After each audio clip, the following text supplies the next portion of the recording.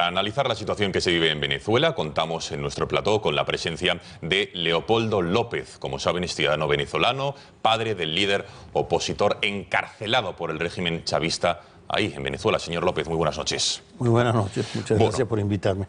A usted por estar en los informativos de Intereconomía. Bueno, en febrero se han cumplido 2 años del encarcelamiento de su hijo por oponerse pacíficamente, digamos, al régimen chavista. ¿En qué estado de salud y sobre todo moral se encuentra su hijo? ¿Está consiguiendo el régimen chavista su objetivo, que entiendo yo que es minar la voluntad de su hijo? No, en absoluto. Leopoldo, cuando se entregó, dijo frases como: si mi entrega y mi prisión sirve para despertar al pueblo, pues bien será justificada.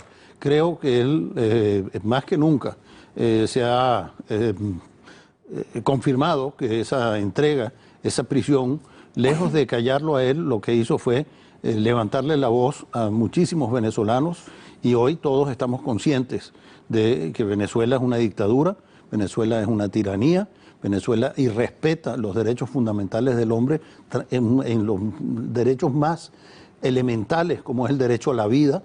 Nosotros hemos perdido en manos del AMPA el año pasado a 28.000 ciudadanos, que se dice fácil, pero 1 de cada 1.000 venezolanos murió en manos de la violencia del AMPA, lo cual quiere decir que este gobierno en 17 años ha destruido totalmente la fibra de la seguridad nacional. El AMPA se refiere, o sea, entiendo yo que es como dirigido por el Estado venezolano, ¿no? Este tipo de violencia a la que hace usted referencia. Es que el Estado se ocupó, a través del gobierno, a través del Ejecutivo, de armar a la población popular y de forma irregular en unas cosas que ellos llamaron los colectivos. Los colectivos no eran más sino expresiones de barrio, que ideológicamente estaban obviamente cohesionados con la ideología del gobierno, que es una ideología que ellos bautizaron como el socialismo del siglo XXI, y pues los transformaron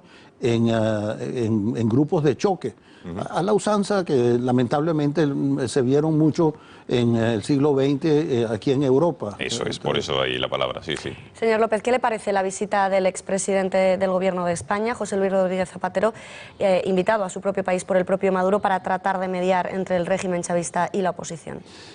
Hago varias observaciones. Primero, bueno, desde luego que cualquier persona que de buena intención vaya a hacer alguna gestión democráticamente, por principios democráticos y para lograr la libertad y la justicia en Venezuela, será bienvenida.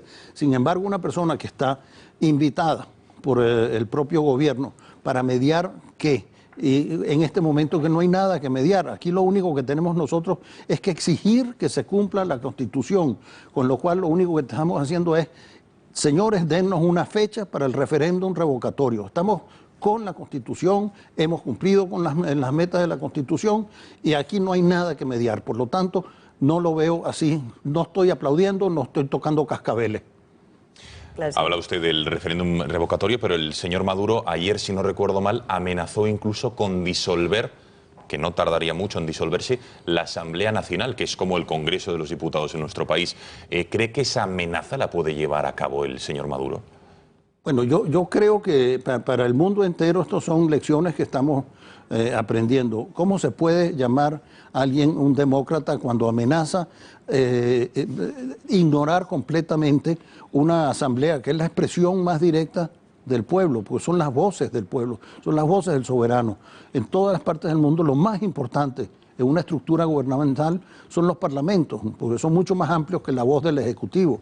Pero sin embargo este señor será empeñado en, primero, en no escuchar e ignorar eso que constitucionalmente está previsto como un poder independiente y autónomo. ¿Qué ha hecho hasta ahora Maduro?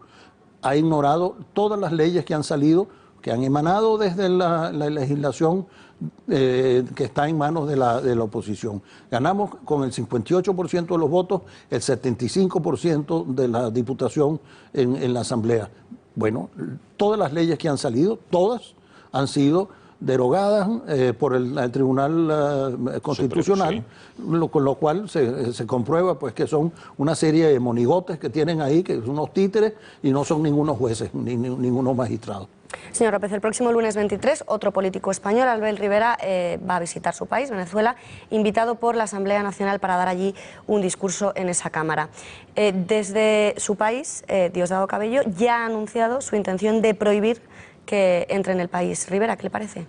Bueno, me parece primero que esas declaraciones del teniente Cabello son lo más inadecuado del mundo. Primero, porque él no es más que un diputado. Él no tiene otra autoridad. Ya no es el presidente de la Asamblea. No es el presidente de la Asamblea, es un diputado más. No tiene otra investidura. Y si él cree que desde una curul de la Diputación puede prohibir la entrada a las personas que de buena voluntad quieren venir al país, pues dense cuenta qué tipo de pensamiento democrático puede tener esa persona. Ahora quiero hacer una diferencia enorme, porque me han hecho mucho la pregunta sobre cuál es la diferencia entre la visita de Zapatero, la visita de Felipe González y la visita de Albert Rivera. Son totalmente distintas las visitas. La visita de Felipe González cuando fue a Venezuela fue para defender y lograr la libertad de los venezolanos y la imposición de la justicia, de una justicia que se llevase por los sistemas tradicionales de juicios abiertos y con las pruebas y las defensas permitidas. Sin embargo, eso todos sabemos que no solamente no se permitió que cumpliera con las visitas a los presos, sino también que prácticamente lo echaran del país. ¿Qué estamos viendo en la visita del señor Zapatero? Bueno, el Zapatero está tirándole un salvavidas a un régimen que está ahogándose. Cuando tú dices vamos a hacer un diálogo ¿para qué? Para que no se hunda este gobierno. Claro. Y la de Rivera, por último, quiero calificarla también. Sí. La de Rivera es muy importante porque creo que en España todavía hay dudas de qué es lo que pasa en Venezuela. Y yo lo he dicho, es muy importante y admirable que un diputado europeo que se preocupe por los 400.000 españoles que todavía viven en Venezuela y cuyos vástagos llegarían a ser probablemente 1 millón de personas desde los años 40 hasta hoy en Venezuela. Son españoles que están sufriendo en Venezuela. Sí, sobre todo para trasladar a España la situación política que se vive en ese país y que quién sabe, ahora le preguntaremos por ello si en España puede ocurrir alguna vez. Bueno, volvamos a nuestro país. Quiero que veamos unas imágenes, porque el otro día asistió a un homenaje en Oviedo, Asturias, el señor López, y tuvo que soportar gritos y abucheos cuando salió al balcón. Ahí le ven, de determinadas personas. Incluso, señor López tuvo que escuchar algún grito que se pudo transcribir de ojalá muera su hijo. ¿Cómo vivió esos momentos y quién cree que está detrás de esa masa de personas que se reunió para increparle? Bueno, lamentablemente quien quiera que está detrás de esas cosas pues es una mente muy oscura, no es una gente que respeta. Era una cosa abierta. Bueno, yo no le temo a nadie, fíjese, yo estoy ahí en el balcón, hubiese salido también abajo si me lo hubieran pedido, para aclarar, como estoy haciéndolo hoy con ustedes. Si alguien quiere saber mi punto de vista, yo no estoy imponiendo un punto de vista, es mi punto de vista sobre lo que pasa en Venezuela. Si ellos tienen argumentos sobre otra cosa, bueno, díganlo, pero lo que es inaceptable es que digan ojalá muera tu hijo. Eso es inaceptable. Señor López, me gustaría que escuchara un testimonio desgarrador que nos deja una funcionaria venezolana que ha pedido compartir su desesperación para que todo el mundo pueda conocer cuál es la situación real que se está viviendo en Venezuela. Lo escuchamos. Soy funcionario público. He estado siempre en contra de este gobierno que nos ha llevado a la miseria, que nos ha llevado al fracaso, que nos ha llevado a una depresión terrible. Y quiero que esto lo comparta todo el mundo, caramba. Todo el mundo, dele compartir a todo el mundo para que todo el mundo se entere de lo que nosotros vimos aquí. Yo tengo un hijo de 2 años, 2 años, que se merece un futuro mejor. No tiene pañales, no tiene leche, no tiene comida. Es el único que puede de vez en cuando comer un pedazo de pollo o un pedazo de carne, porque aquí en este país mi sueldo alcanza solamente para comprar 3 pollos al mes. 3 pollos al mes me alcanza para comprar mi sueldo. A Dios gracias, mi mamá me puede ayudar de vez en cuando, que vive fuera del país. Pero no todo el mundo tiene esa bendición. Señor López, ¿es esta la Venezuela real? Como dije antes, es una Venezuela muy real para una enorme porción de venezolanos. No dudo que otros no tengan esos problemas. sobre todo los que están disfrutando los poderes, los que nosotros llamamos los enchufados. Lamentablemente, pues a veces son tan sordos que no pueden oír un llanto. Señor López, desde luego esa sordera hace muchísimo daño a muchísimas personas de su país. Por eso, desde luego, nuestro mensaje de ánimo a usted y a todos sus compatriotas que están sufriendo en este momento la situación, el caos, la dictadura en su país, ¿no?